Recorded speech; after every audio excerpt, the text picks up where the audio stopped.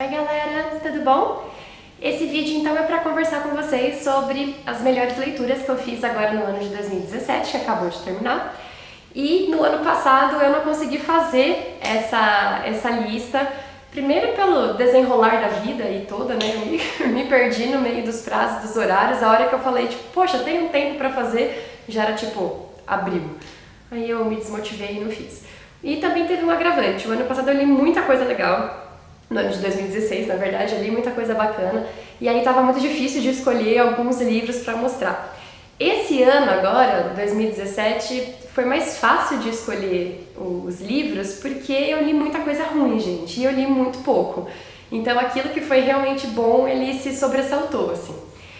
O que foi o ano de 2017 em leitura? Eu li muita coisa para o vestibular, para dar aulas e textos teóricos, e tive que reler muito livro do vestibular, já lendo livro agora para o vestibular de 2019, eu fui adiantando coisas a trabalho. E esses livros, pelo fato, eles são muito bons, alguns deles, eu não gosto de todos, mas eu gosto muito, eles são grandes classicões da literatura, livros renomados, mas quando a gente lê para trabalho, toda a magia do livro, assim, né, acaba meio que se perdendo, eles acabam nunca entrando na minha lista de os melhores livros da vida, assim. Tirando Vidas Secas, que é o meu amorzinho. Mas os outros eu fico um pouco meio desgostosa, porque eles acarretam muita responsabilidade. Então a gente coloca uma aura em cima do livro, assim, às vezes meio pesada, sabe? Pra colocá-lo como as melhores leituras. Aí, eu também li muito quadrinho, que eu tava sempre muito cansada. Esse ano passado eu trabalhei acho que mais de 60 horas por semana, tava dando mais de 50 aulas, mais a faculdade. Eu fiz muita coisa esse ano e quando eu chegava em casa para ler, teve vários dias seguidos que eu não abri um livro para ler porque eu não tinha condições. Daí quando chegava o final de semana, eu não queria começar mais uma coisa que ia se arrastar ao longo da semana. Eu queria, tipo, fazer uma coisa que eu conseguisse começar e terminar no fim de semana. Então um quadrinho era possível. Eu começava e terminava entre o sábado e o domingo. E aí eu fui empurrando, gente, e eu li pouca coisa legal, porque eu me privei dessas leituras pela falta de tempo, pelo cansaço. E livros legais são livros que demandam um pouco não só de energia, mas de emoção, né? São livros que você tem que entrar neles e ele fica na cabeça, ele atrapalha, você não quer trabalhar porque você quer ficar só em cima daquilo porque a história está muito boa. Então, que sejam. Eu selecionei 5 livros que eu gostei de ler nesse ano de 2017, ao todo foram 69 obras, entre quadrinhos e romances. E é isso, eu selecionei 5, na verdade eu tenho um sexto que é um bônus, vocês vão entender por quê, tá? Eu não tô colocando eles numa ordem de preferência, acho que na ordem de leitura mesmo, do começo até o final do ano, tá? Então, o primeiro livro que eu me apaixonei em 2017 foi O Exorcista. Esse livro aqui, acho que todo mundo já ouviu falar, se não leu, ou pelo menos viu o filme. Esse filme eu assisti quando eu tinha acho que uns 12 anos com meu pai e uma grande amiga na minha casa, e eu lembro que fiquei acordada noites, insônia ali, durante algumas semanas, fiz xixi na calça, até aquele pacote de, sabe, desespero de criança que viu, né, cenas macabras pela primeira vez. O filme mexeu muito comigo, tanto que hoje, até quando eu assisto já velha, e o filme velho pra chuchu, que né, os efeitos especiais são risíveis, né, eu ainda fico com medo, porque eu lembro daquela emoção inicial lá dos 12 anos, sabe? Hoje, obviamente, o filme já não faz muito sentido pra muita gente. Acho que se eu fosse passar pros meus alunos do ensino médio, eles iam ter um surto psicótico de riso, porque eles iam achar muito tosco. Mas, ok. E aí, num dos clubes do livro que eu participo com os meus alunos, a gente decidiu ler O Exorcista.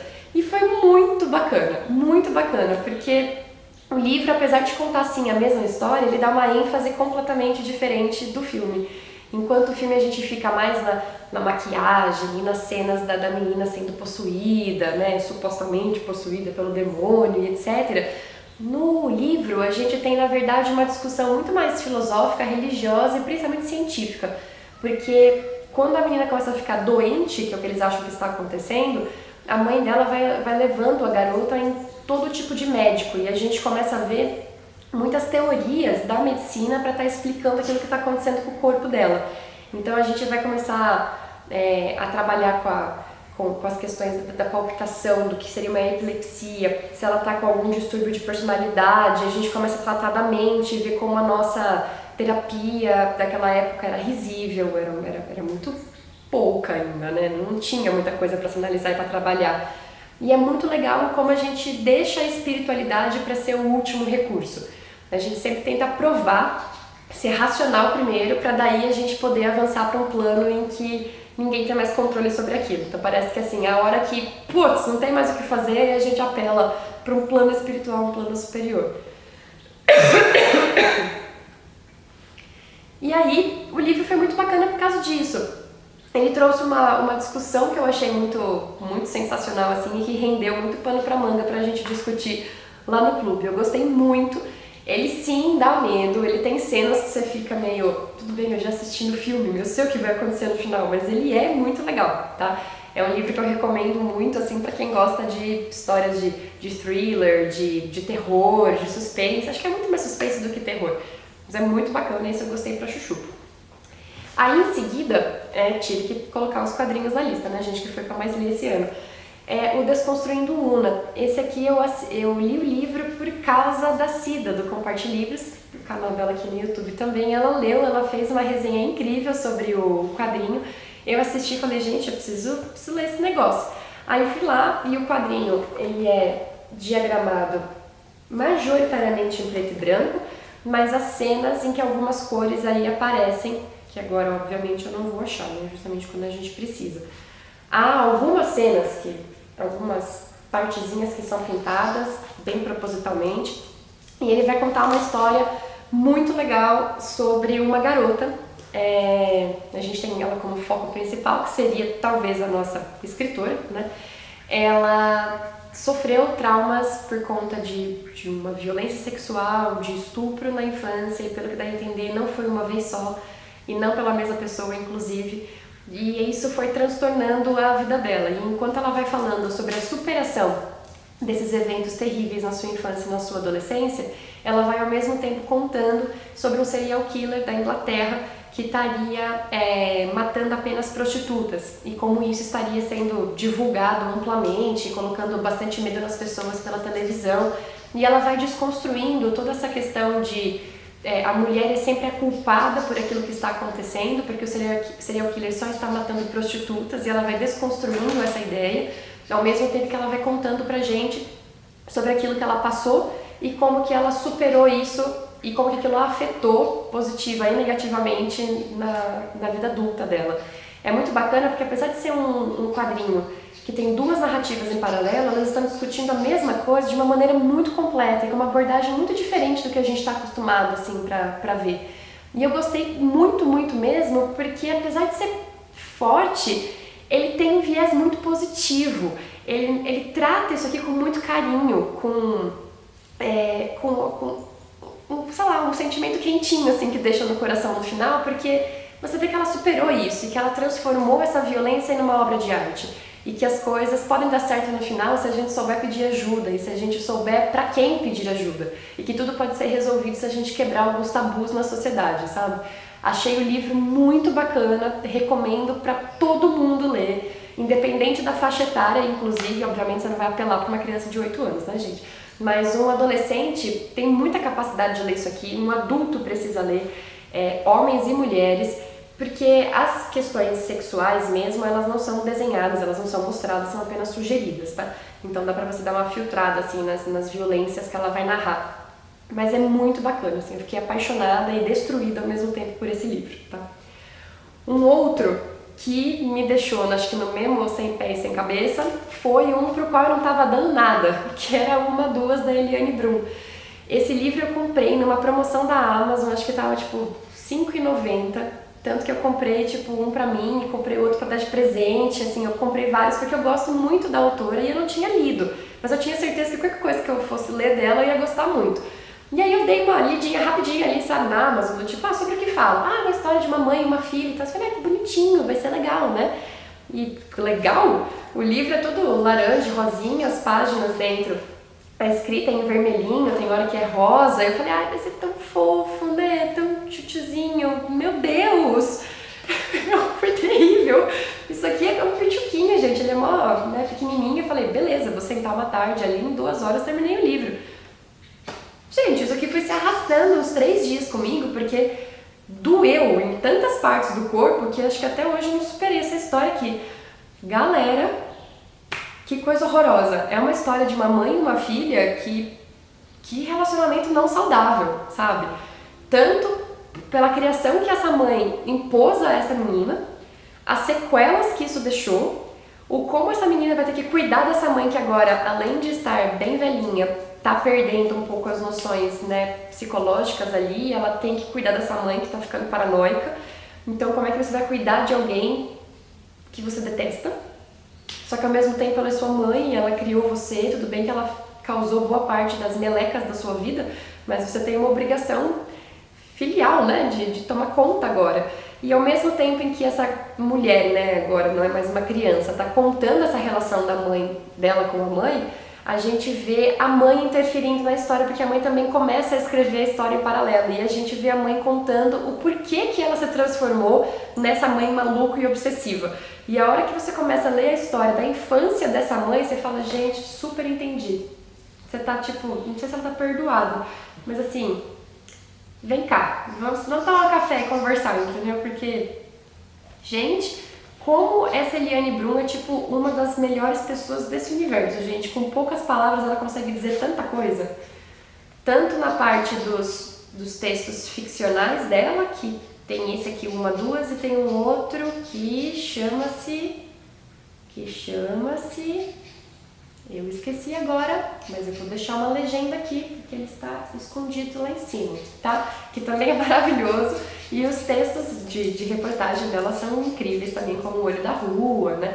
Tem mais um dela que eu preciso comprar, que eu ainda não tenho, que acho que é um dos únicos livros dela que eu ainda não tenho em casa. Preciso, porque essa mulher eu preciso ler tudo que ela escreveu na vida, assim. Gente, esse é muito legal também. Aí, eu peguei um outro quadrinho, que esse me fez chorar, acho que foi o único livro esse ano que fez cair lágrimas, assim mesmo, tá? E de novo, você vai lá pensando, Turma da Mônica, yay, praia, né? Eu com meu gibi na mão. Chico Bento, ele é sempre tão divertido, né? Aí você vai ler essa história sobre a relação do Chico com a avó dele. E a avó Dita, sempre com essa sabedoria e etc., vai querer falar pra ele sobre o ipê amarelo, aquela árvore que ela flore durante 15 dias no ano e nos outros 15 dias ela aparece num tronco seco, morto lá fora, né? E ela vai explicar pro Chico a questão da brevidade das coisas e como a gente tem que aproveitar o máximo que a gente pode, porque não só a beleza do ipê é muito curta, mas a vida também é. E a gente tem uma vovó bem velhinha falando sobre isso.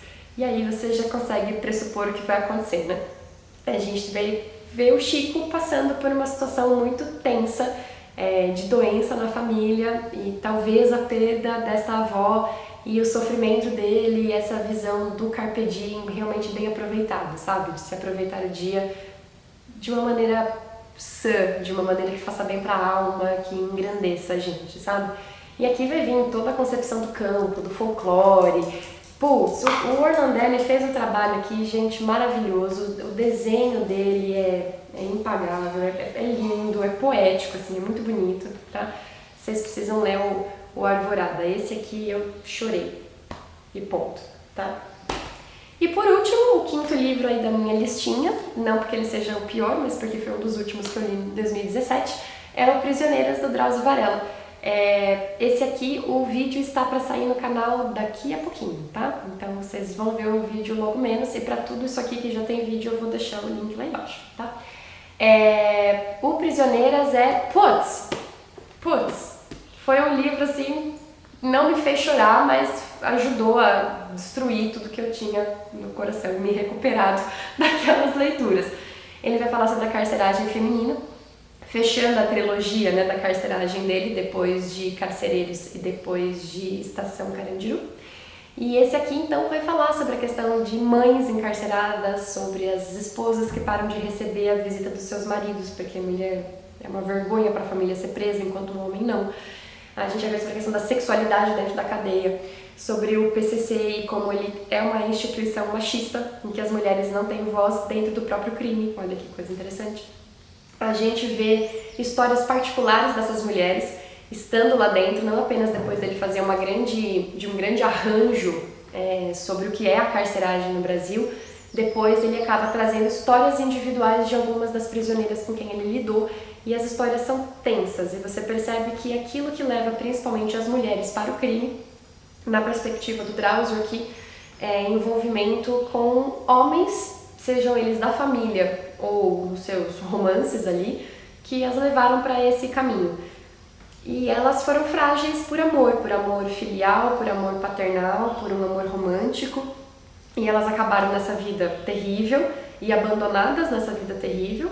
E a gente vê também a questão do abuso sexual, como boa parte dessas garotas tiveram suas vidas destruídas porque ao longo da sua infância ou adolescência elas sofreram algum tipo de abuso e elas tiveram que lidar com isso, e os transtornos deixados por conta disso fez com que elas acabassem se transformando em pessoas violentas, em pessoas vingativas, ou entrando para esse universo criminoso, já que elas foram empurradas para dentro desse mundo através de um estupro. É muito pesado, é um livro maravilhoso, um livro muito sensível, muito bonito e muito violento ao mesmo tempo, assim, são relatos incríveis que ele coletou, tá? O Drauzio também é uma pessoa de quem eu sou muito fã, tá? E aí, foram esses 5. Aí eu coloquei um bônus apenas, porque eu não posso dizer que eu terminei de ler, tá? Eu comecei a ler a saga do Tempo e o Vento, do Érico Veríssimo, esse ano. Eu li só os 2 primeiros volumes que compõem a história O Continente, né? E eu trouxe então o primeiro volume, que foi o que eu mais gostei até agora. Não posso dizer que é favoritão, porque eu preciso terminar a série pra falar, tipo, putz, esse troço é muito bom. Eu tenho certeza que vai ser muito bom, mas eu preciso bater o martelo no final. Então esse aqui foi um bonuzinho de muita felicidade de ter começado uma série bacana. Gostei muito mais do primeiro do que do segundo, porque o segundo foi um pouco muito cheio de politicagem, de muita discussão de eu torço pro time tal, eu torço pro time Y, teve muita guerra sendo descrita por motivos econômicos, políticos e afins. Teve muita questão sobre a escravidão, que eu achei legal no segundo, mas com discussões meio boring, assim, eu não gostei das personagens, entendeu? Os protagonistas do segundo livro foram bem chatinhos. Então, eu gostei muito do primeiro, esse aqui, porque tem a guerra, tem a política, mas ao mesmo tempo tem duelos amorosos, e tem conquistas, e tem conflitos familiares, e tem a questão de gênero sendo bem debatida, sabe? Tem a questão do maternal, de ter os filhos e como cuidar deles e fazer o melhor quando você tá sozinha. Eu achei muito, muito incrível esse aqui. O segundo, foi legal, mas não, esse foi maravilhoso. Então eu não vejo a hora de continuar a série, porque eu tô gostando bastante, e espero dar continuidade aí em 2018. Certo, gente? Então essas foram as minhas leituras favoritas de 2017. Conta aí embaixo pra mim o que foi que você leu de mais legal assim nesse ano que passou, tá bom? E se quiser também falar dos livros ruins, ótimo, porque a gente xinga todo mundo lá embaixo, juntos, tá? Beijo! Tchau, tchau, gente!